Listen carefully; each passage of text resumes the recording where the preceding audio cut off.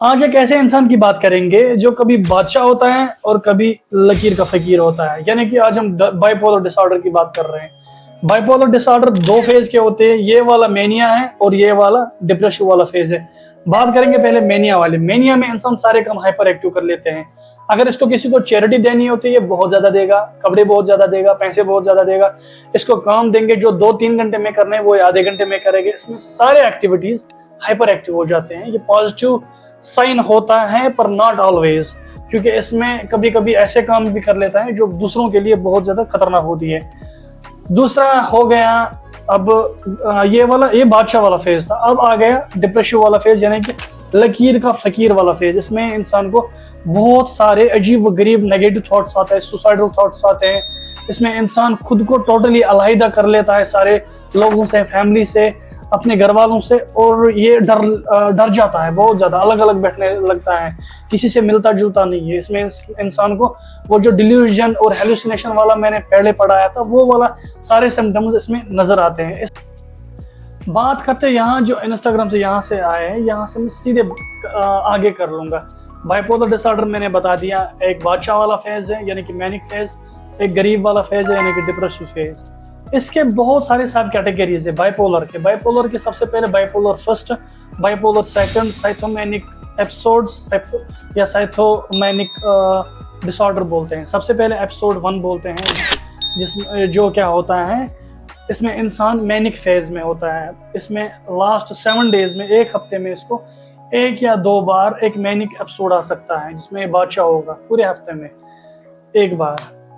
और जो एपिसोड 2 है, बाइपोलर डिसऑर्डर का 2 है, सेकंड कैटेगरी है, उसमें डिप्रेसिव वाला फेज 1 बार आएगा इसमें, यानी कि गरीब ही खुद को फील करेगा 1 बार। इसके बाद अगर हम की जो थर्ड वाला है, साइथोमैनिक डिसऑर्डर, उसमें ये दोनों पाए जाते हैं। ये लॉन्ग लास्टिंग हो सकती है, ये कुछ महीनों के लिए भी हो सकती है, कुछ दिनों के लिए भी हो सकती है। यानी कि उसमें एपिसोड 1 भी, एपिसोड 2 भी, bipolar disorder first, bipolar episode second, यानी कि इसमें मैनिक एपिसोड भी आएंगे, इसमें डिप्रेसिव वाले भी फेज आएंगे, पर ये ज्यादा देर तक नहीं रहते हैं। मैनिक पूरा नहीं आता, हाइपोमैनिक वाले फेज आते हैं, यानी कि हाइपर एक्टिव से थोड़ा कम।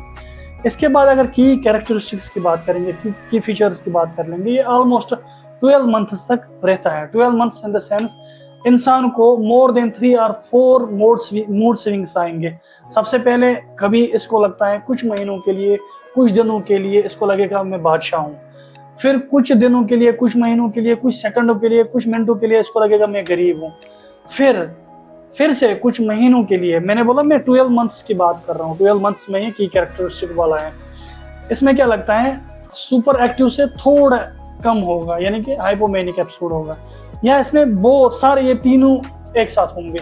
ये की कैरेक्टरिस्टिक है। उसमें क्या होता है, मिक्स स्टेज एक होती है, मिक्स स्टेज।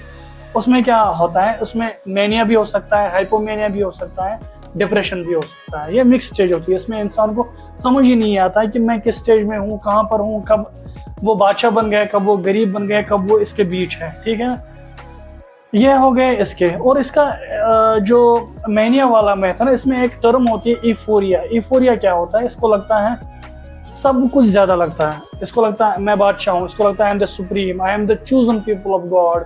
जो मैंने पहले भी बताया डिल्यूजन और हेलुसिनेशन वाला काम है ना, वो इसमें हो जाता है। बाद और एक स्टेज आती है जिसको बोलते हैं प्री डोमिनेंट स्टेज। इसमें क्या होता है, दोनों में से एक ही डोमिनेंट होगा, या तो मैनिक वाला एपिसोड होगा या डिप्रेसिव वाला फेज होगा, दोनों नहीं होंगे, एक ही होगा दोनों में।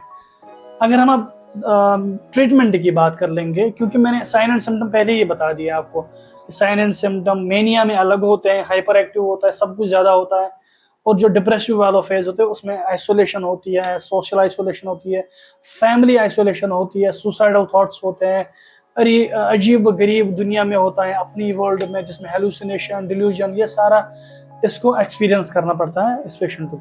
अब ट्रीटमेंट की बात कर लेंगे, हमेशा कॉम्बिनेशन में चलता है। एक तो मूड स्टेबलाइजर चलते हैं जिसमें लिथियम या और भी कुछ चलते हैं, और दूसरा साइकोथेरेपेटिक ट्रीटमेंट चलता है। ये कभी भी अकेला ठीक नहीं करेगा। अगर खाली आप मूड स्टेबलाइजर लोगे तो ये काम नहीं करेगा, या अगर आप खाली काउंसलिंग ले रहे हो, साइकोथेरेपेटिक काउंसलिंग ले रहे हो, तब भी ये काम नहीं करेगा। ये कॉम्बिनेशन में चलता रहता है।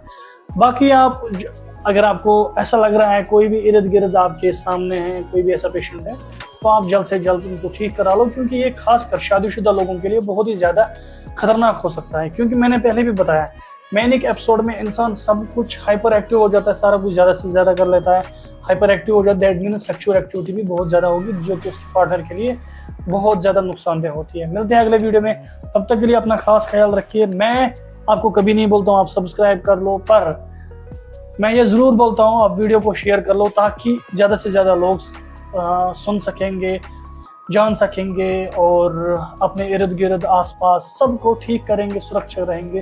तभी देश आगे बढ़ेगा, हम आगे बढ़ेंगे और हमारा देश महान रहेगा। मिलते हैं अगले वीडियो में, तब तक के लिए ख्याल रखें।